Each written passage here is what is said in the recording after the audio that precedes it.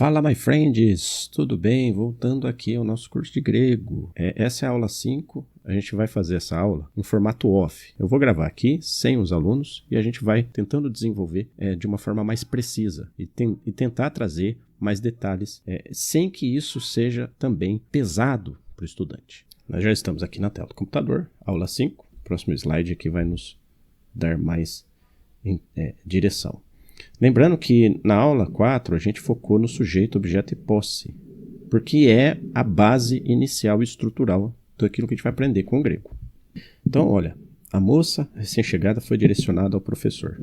A gente falou que a moça era um nominativo. Todos vocês viram isso e a gente descobriu que o nominativo é aquilo que, na ideação que a gente faz com o português, a gente chama de sujeito. E o dativo é o objeto. Então, o objeto é quem sofre a ação, ok? Nesse caso, em específico, não é o professor que sofre ação, porque aqui que está a questão que a gente fala das vozes verbais. É o sujeito que pratica a ação, quer dizer, o sujeito ele pode praticar a ação, e essa ação geralmente é praticada no objeto, mas o sujeito pode praticar a ação em si mesmo. Quando você pratica a ação em si mesmo, a gente chama isso de voz reflexiva. Quando ele pratica a ação no objeto, ele é o sujeito ativo e o objeto é quem sofre a ação. Mas existe o caso do sujeito sofrer a ação não por si, mas por alguém que nós não podemos ter clareza de quem é. Esse algo ou alguém faz com que o sujeito receba a ação. A gente chama esse receber, essa questão do sujeito receber a ação do verbo, de paciente. Ele não é o agente, ele é o paciente. Logo, se ele é o paciente, a voz tem que ser passiva do ponto de vista do sujeito. Ativa do ponto de vista de alguém ou algo que faz com que o sujeito se movimente. Então, nesse caso, a moça recém-chegada foi direcionada ao professor. Ora, se ela foi direcionada ao professor, significa que algo ou alguém fez com que ela fosse até o professor. Esse fato de fazê-la ir ao professor é o fato que faz com que o sujeito não seja o agente, mas paciente por meio de uma causa, efeito, pessoa, algo, objeto, etc. Provavelmente ela foi direcionada para o professor por alguém, como uma outra professora, um outro professor, um colega que fala, ali é a sala tal, ali é o professor, ou a própria diretora que está apresentando a aluna, e a aluna tem que se dirigir ao professor, conversar, falar seu nome, ou coisa do tipo. Tá? Então, essa oração está com o sujeito na voz passiva. Tudo isso para a gente dizer ali que o sujeito estava na voz passiva. Agora a moça recém-chegada conhece o professor da nova escola. Lembrando também que na frase anterior nós temos aqui o objeto indireto. No grego a gente vai chamá-lo de dativo. É lógico, e eu estou sendo muito simplista aqui, não é simplesmente isso. Vai além disso. Mas não podemos chegar no além se nem na parte simples a gente ainda não escavou, não aprofundou. Então a parte simples o dativo é o objeto indireto do nosso português. Fazendo ideações aqui com o português, tá? Então, por que ele é indireto? Porque tem uma preposição a aqui. O artigo o mais preposição a. Aqui o objeto é o acusativo. Aqui não é objeto indireto, é objeto direto. Por quê? Porque esse professor ele não tem preposição, ele tem só o artigo, então ele é objeto direto. Isso no grego é o que chamamos de acusativo. O genitivo indica a posse. E lembrando aqui que a posse é da perspectiva da moça, né? Porque a escola é nova para a moça. Pode ser que a escola seja muito antiga, na verdade muito mais antiga do que pensamos. Talvez a escola tivesse sido do pai da moça, né? Mas para ela é nova porque na perspectiva dela. Então esse genitivo, de alguma forma, concordaria em caso com o substantivo que está orbitando a ideia dele. O genitivo também tem um conceito de natureza, isso a gente não viu na aula 4. O que é o conceito de natureza? Uma coisa é você pertencer a algo, outra coisa é aquele algo a que se pertence, de que material ou substância ele é. O copo de vidro, a natureza do copo é vidro, é um genitivo, não deixa de ser. Mas não está indicando posse, está indicando a natureza. Tá? E o exemplo que a gente tem aqui é da casa de madeira. Então, pessoal, aprendam também que o genitivo, que tem essa preposição de, quase em todas as suas ocorrências, indica também natureza. Aqui, o genitivo, ele tem, no singular masculino, uma particularidade. Ele sempre vai ter no seu final o ditongo u. A gente fala u, né, mas se escreve ou. É que não existe ou no grego, então a gente fala u. Isso aqui é como se fosse o nosso U do português. Nós não temos também uma letra, uma vogal grega que represente o U, mas o ditongo ou ele representa foneticamente o U. Então sempre vai estar no final das frases o U. Isso aqui foi um errinho, tá? Isso aqui não era para tratar do genitivo e sim do dativo, então esse slide está desatualizado quanto a isso. Mas aqui está certo, aqui é o ditongo U. Coloque isso na cabeça, você vai começar a ver muito essa terminação U e vai começar a fazer sentido para você quando você estiver lendo o Novo Testamento. O mesmo se dá com o dativo, ele tem o iota como terminação, seja aqui, quando está com o sigma, e nesse caso ele faz o plural, ou subscrito, com uma vogal alongada, nesse caso ele faz o singular. Então você encontrar alguma coisa que tenha o dativo, você vai ter que encontrar essas terminações aqui, tá? Aqui, pessoal, essa tabela é fundamental, tudo bem? Ela vai nortear as terminações para você, tá? Aqui no caso do ni, do u e do sigma. E no caso aqui do alfa iota, eta iota, ômega iota, representando tanto masculino e feminino. Aqui, toda essa representação aqui é só masculina. Aqui, no dativo, eu coloquei também as formas femininas com as terminações com iota subscrito, tá? Então, se você viu iota subscrito, é dativo. Se está no substantivo, é dativo. Você viu o ditongo U no substantivo, só U, né? Porque às vezes tem um U com um sigma no final. É o genitivo, singular. Nominativo, sigma, e o ni, o acusativo, aquele objeto, né? O objeto direto da frase. Aqui é a ideia do genitivo com a ideia de origem, que também é chamado de ablativo. A gente não vai usar a terminologia ablativo, porque a gente entende que a terminologia genitivo, né, a palavra genitivo, ela representa a ideia de origem também. Além disso, a terminação é igual. A terminação do ablativo é a mesma terminação do genitivo, indicando que, na verdade, o ablativo é uma forma de genitivo. Alguns gramáticos colocam o ablativo como mais um caso. A gente vai seguir a gramática nesse caso específico, nessa situação específica, do Antônio Renato Gusso, onde ele coloca o ablativo como parte do genitivo, tá? Então ele vai seguir as mesmas características. O substantivo vai terminar, se tiver no singular masculino, com o ditongo U, e no caso de estar no masculino plural, on. E a ideia de um genitivo ablativo é uma ideia de origem, né? Ele veio de um país distante. Aqui não é uma ideia necessariamente de posse. Embora a posse esteja envolvida, a ideia principal é trazer a ideia da origem, da onde ele veio. Ele veio de um país distante. Então, esse é o genitivo com ideia de origem, também chamado de ablativo. Tudo bem? Vamos lá. Aqui as terminações que podem ser utilizadas, como é no genitivo comum. Aqui, pessoal, nós temos um texto, tá? E nesse texto a gente já consegue encontrar alguma coisa. Olha só.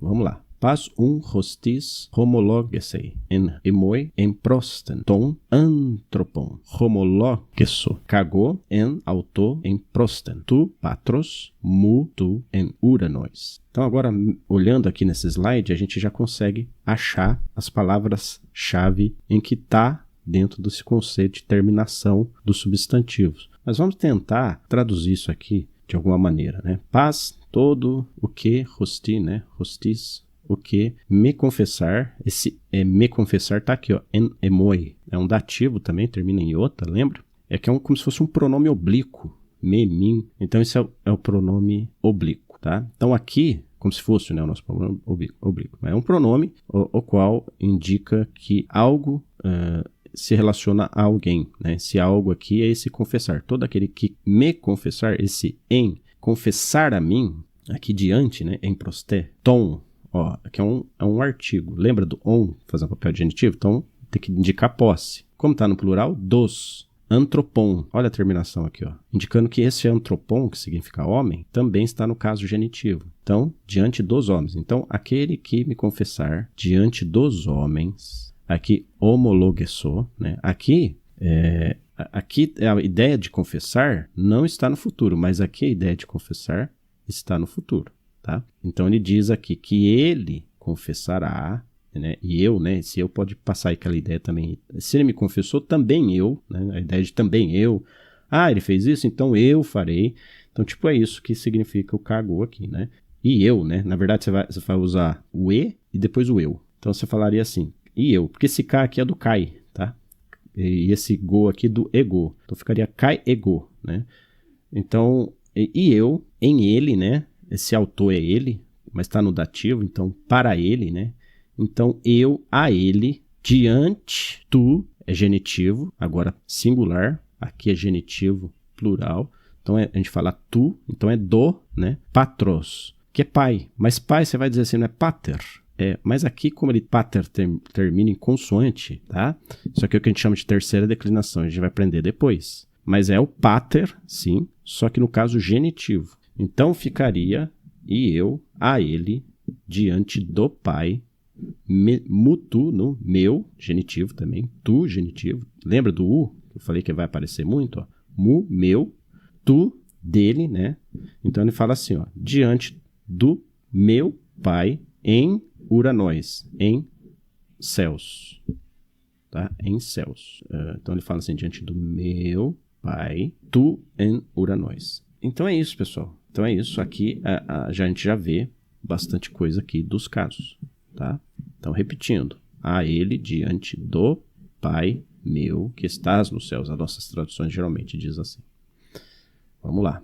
Agora a ideia locativa. Nós vimos a ideia ablativa, no caso do genitivo, e a ideia locativa. Ela funciona também no caso do dativo. Então vai ter aqueles iotas subscritos e o iota de alguma forma na frase. Também pessoas separam o locativo do dativo. Nós vamos seguir a linha do Antônio Renato Gusso. Nós não vamos separar. Nós vamos manter e o dativo vai fazer muitas vezes o papel de locativo. Não só do objeto indireto, mas indicar aonde está algo. Então olha aqui, ó, a moça dirigiu-se ao professor em sala de aula. Então não é aquela coisa do objeto indireto que pede uma proposição do tipo para a sala de aula, né? Mas em sala de aula. A ideia é local, a ideia é locativa. Isso acontece muito no Novo Testamento com aquela expressão em Cristo. Toda vez que você vê em Cristo no Novo Testamento, é uma ideia de dativo locativo, tá bom? Então o dativo locativo, como eu disse, ele será acompanhado da preposição em. É muito interessante você entender essa preposição em grega, que ela passa toda a ideia do locativo. É uma preposição dativa no sentido locativo. Aqui, pessoal, nós temos os artigos, o a, os as, uma, uns, umas. Então, isso aqui são os artigos no português. Como ele vai ficar no grego? Ele vai ficar assim. Ro, re, roi, rai. Ro, re, roi, rai. Ro, artigo masculino. Ra, artigo feminino, ambos no singular. Roi, artigo masculino. Rai, artigo feminino, ambos no plural. Então, esquece aquela ideia do S, tentar trazer a ideia do S no final como algo que fica no plural, no grego. Não é assim que funciona, tá? Em muitos casos vai ser bem diferente. Aqui, só nos artigos, a gente já vê uma diferença. Ó. O iota, nesse ditongo, né, com o iota aspirado aqui, que na verdade você aspira a primeira vogal, indica que esses artigos estão no plural. Então aqui, ó, rologos, artigo definido, rologos. O verbo, a palavra, então eu traduziria o verbo, a palavra ou o logos. Lembrando que não porque está no masculino que nós temos que traduzir no masculino. Nesse caso aqui, ó, rologos poderia ser traduzido no feminino, a palavra. Então a ideia de masculino e feminino nem sempre ela é uma ideia de gênero, ela é muito mais uma ideia de convenção. Às vezes você está falando de uma coisa que não está tratando do gênero. Por exemplo, o celular, não é que ele é uma coisa do gênero masculino, mas convencionou-se chamá-lo de o celular. O livro, a mesma coisa. O livro não é algo masculino, mas é uma coisa convencionada a um substantivo masculino. Uma boa ideia disso é, por exemplo, você olhar o caminho e a trilha. Ambos são caminhos, né? Um dito com o artigo no masculino, outro dito no artigo no feminino, mas não significa que são gêneros diferentes. Um é masculino, outro é feminino. É verdade que há coisas que queiram indicar gênero, principalmente se falando de animais, de coisas da natureza, do homem em si, de pessoas, etc. Mas isso não é uma regra, tá? Nas questões dos substantivos. Aqui tinha um artigo, rologos. Aqui não tem artigo, então eu não posso falar o verbo. Eu tenho que falar um verbo, uma palavra, porque no grego não existe artigo indefinido. O artigo indefinido ele simplesmente existe pela ausência do definido. Você encontrou uma palavra sem artigo, você vai poder usar o indefinido. Nem sempre, porque às vezes a ausência do artigo ela quer indicar uma ideia de material, uma ideia substancial, uma ideia de substância, de essência, de natureza. Mas, por regra, a gente faz isso, até que se prove o contrário, tá? Por regra, a gente indefine. Pessoal, a primeira declinação. A primeira declinação é assim, nós temos 3 declinações no grego. Primeira, segunda e terceira. A primeira declinação são os substantivos que terminam com vogais femininas, no grego, o alfa e o eta. A segunda declinação que termina com vogal masculina. E a terceira declinação são substantivos que terminam com consoantes, substantivos consonantais. Aí toda a regra para essa declinação, ela muda e é completamente irregular. A gente tem pouca regularidade. Então a gente só vai estudar a terceira declinação mais para o final do curso. A primeira e a segunda declinação têm regras bem definidas e poucas exceções. Então fica fácil da gente pegar. E tem muita coisa mesmo no Novo Testamento, de primeira e segunda declinação. Então se a gente já pegar a ideia aqui, nós vamos dar um salto muito grande. Então vamos lá, os substantivos terminados em alfa. Nós temos aqui basileia. Se você olhar a primeira coluna, nós temos o nominativo, acusativo, genitivo e dativo. Essa ordem da gramática do Antônio Renato Gusso. Nós vamos segui-la, que eu acho ela mais didática. Ali depois nós temos os artigos. Lembra que os artigos que a gente mostrou, eles eram ro, re, roi, rai? Sim, só que os artigos também sofrem flexões para se adequarem ao caso, seja ele nominativo, acusativo, genitivo, dativo. Por padrão, ele é o caso nominativo, conforme vocês estão vendo aqui. Mas ele pode também ser acusativo, genitivo e dativo. Isso vai depender de como o texto está flexionando o substantivo, como a flexão está acontecendo. Então, por exemplo, se ele está no nominativo, eu vou dizer a repasileia, que significa o reino. Se ele está no acusativo, eu vou dizer também tem basileia, mas eu vou dizer agora o reino como se ele fosse um objeto da frase, onde ele estivesse recebendo a ação do verbo. E nesse caso aqui, a diferença dos dois, na tradução, não há diferença. Você vai colocar o reino, se eu estivesse traduzindo aqui. Basileia é reino. A diferença vai se dar na frase, porque o primeiro ele vai ser o sujeito, o segundo vai ser o objeto, ok? O genitivo, na primeira declinação, ele não termina com u. Lembra do u? O u só funciona no masculino. Aqui é né? Tes. Então, o artigo, isso aqui são os artigos. Então, o artigo no genitivo ele fica tes. E basileias no genitivo, ele fica com o sigma. Então, quando você vê uma palavra feminina terminada em alfa com sigma, não automaticamente não transforma ela em nominativo, porque se ela é feminina, a ideia do nominativo terminado em sigma, ela cai por terra. Essa ideia só funciona no masculino. Então, se você encontrar essa palavra, na verdade ela vai estar no genitivo. Como eu sei? Porque ela termina em alfa. Então, ela é da primeira declinação substantivo feminino. Tudo bem? E o que quer dizer tes basileias? Na tradução, a gente teria que colocar do reino. E aqui, te basileia, com iota subscrito, então eu vou colocar o iota subscrito aqui também no final. Olha só como os substantivos eles concordam em caso com o artigo. Embora o artigo ele sempre fique com o eta, no singular aqui, e aqui nem sempre vai ter eta, mas eles têm a mesma flexão. Então, eles, em relação ao caso, eles são idênticos em relação ao caso, tá, pessoal? E te basileia significa, se está no dativo, objeto indireto, então seria algo do tipo para o reino, ao reino. Aqui é a mesma coisa, só que no plural. Os reinos, dos reinos, aos reinos, ok? Agora, olha que interessante. Existe as terminações da primeira declinação, que termina em alfa, porém, se um substantivo que termina em alfa, a palavra anterior a ele, a letra anterior a ele, for uma consoante, eu vou mudar no genitivo e no dativo. Por isso que a gente tem que colocar o genitivo e o dativo juntos aqui no final, tá? Por isso que essa é a melhor ordem, nominativo, acusativo e genitivo. Então, glossa, que significa língua e idioma, né?